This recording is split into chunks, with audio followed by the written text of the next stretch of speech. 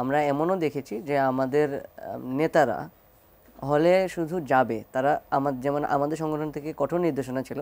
যে প্রশাসনিক কোনো মানে প্রশাসন অ্যালাউ করা বাদে কিংবা আবেদন করা বাদে কেউ একজনও যাতে মানে হলে না ওঠে। তো সেই নির্দেশনা মোতাবেক কেউ কিন্তু হলে উঠেনি, আমি নিজেও উঠিনি, আমি নিজেও একজন উদাহরণ। এখানে যদি আপনি বলেন আমাদের যারা ইভেন মাস্টার্স পর্যন্ত যারা ছিল, অনার্স এবং মাস্টার্স, তাদের অনেকেই কিন্তু উঠেনি বলে দেখা গিয়েছে যে যখন হলে যেতে চেয়েছে, যেমন নিজের হল, একটি উদাহরণ আমি দিব যে সার্জন জহুরুল হক হলে আমাদের নেতৃবৃন্দ আড্ডা দিতে গিয়েছে একটা জায়গায়, দেখা গেছে জহুরুল হক হলের গেটে, সেখানে একদল শিক্ষার্থী যারা নিজেদেরকে সাধারণ শিক্ষার্থী বলে পরিচয় দেয়, তারা কিন্তু গিয়ে তাদেরকে মারার চেষ্টা পর্যন্ত করেছে যে ছাত্র দলের ছেলেরা কেন হলের গেটে আসবে, কিন্তু তারা কিন্তু উঠতে যায়নি। এখানে let's make it very clear. আরও একটা মানে লজ্জাজনক ঘটনা এই জহুরুল হক হলকে কেন্দ্র করেই কিন্তু ঘটেছে, যে বিপ্লবী ছাত্র মৈত্রীর যে সাধারণ সম্পাদক জাবির আহমেদ জুবেল, তাকে কিন্তু অনেকটা মানে অস্ত্রের মুখেই হল ত্যাগ করতে বাধ্য করা হয়েছে। তেমনি আমাদেরও অনেক শিক্ষার্থী যারা দেখা গেছে একই টাইমে, এই যে উমামা বললো সেভাবে রুমে উঠে গিয়েছিল,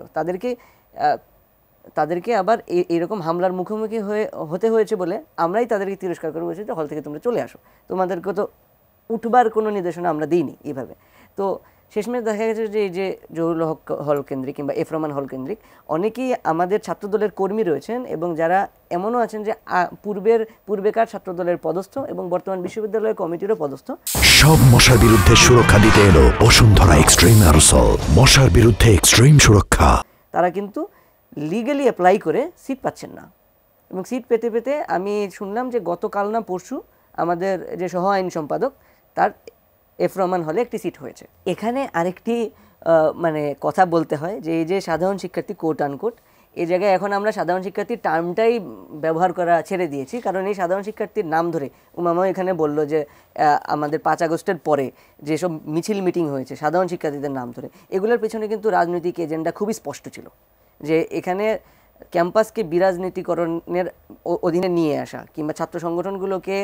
অন্যায়ভাবে বিভিন্ন জিনিসে অ্যাকিউজ করা, সেগুলোর হাতিয়ার হিসেবে এই যে সাধারণ শিক্ষার্থী ব্যানারটাকে অনেক বেশি ব্যবহার করেছে। এই জন্য আমরা মাঝে মধ্যে এখন বলি প্রকৃত সাধারণ শিক্ষার্থী